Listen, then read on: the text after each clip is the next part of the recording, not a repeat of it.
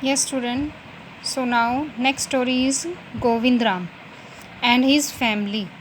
Govindram and his family lived in Janyana village. He had a small general store there. उनका जनियाना गांव में एक छोटा सा जनरल स्टोर है. The earning from the shop were only sufficient to fulfill basic needs of his family. इस shop से उनकी बेसिक नीड ही पूरी हो सकती हैं. His sons were growing up gradually. अब उनके जो बेटे हैं वो बड़े हो रहे हैं. One day Govind Ram cousins visit to his place and he took both his sons with him to work in his shop in the city. कुछ समय एक दिन उनके जो कजन्स थे गोविंद राम के वो आए गांव में और उनके दोनों बेटों को अपनी शॉप पे वर्क करने के लिए शहर सिटी में ले गई. एज टाइम पास जैसे समय बीता Govind Ram son Chandraram wanted to start his own business. जैसे ही समय बीता गोविंद राम के जो बेटे थे उन्होंने अपना बिजनेस स्टार्ट करना चाहते थे. Soon their business started giving them good returns. कुछ समय बाद जो उनका बिजनेस था बहुत अच्छी रिटर्न्स देने लग गया था. They called their family to live with them in the city. उन्होंने अपनी फैमिली को भी सिटी में बुला लिया and living together और एक साथ रहने लग गए. या स्टूडेंट इस स्टोरी में हमें जो माइग्रेशन का जो रीज़न हमें पता चलता है इसमें है ऑक्यूपेशन या एम्प्लॉयमेंट. जब हमें विलेजेस में एम्प्लॉयमेंट नहीं मिलती तो हम शहरों में माइग्रेशन करते हैं. Next story is there is a town name Galiyakot in Dungarpur district. Dungarpur district के एक टाउन है गलियाकोट जिसका नाम है. Here the world famous holy shrine of Muslim sant Fakhruddin.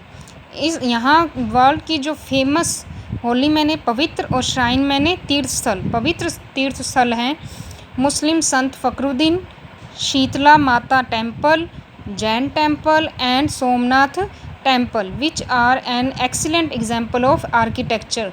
जो कि आर्किटेक्चर के बहुत अच्छे एग्जाम्पल हैं.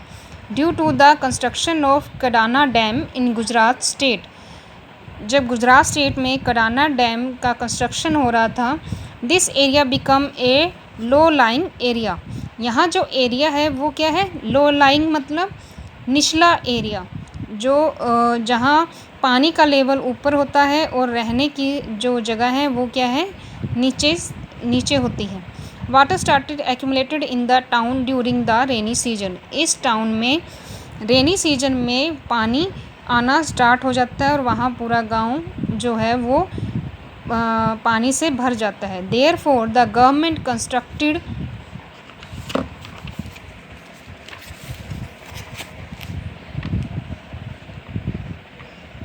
constructed house for the people at another place and also provide facility like schools.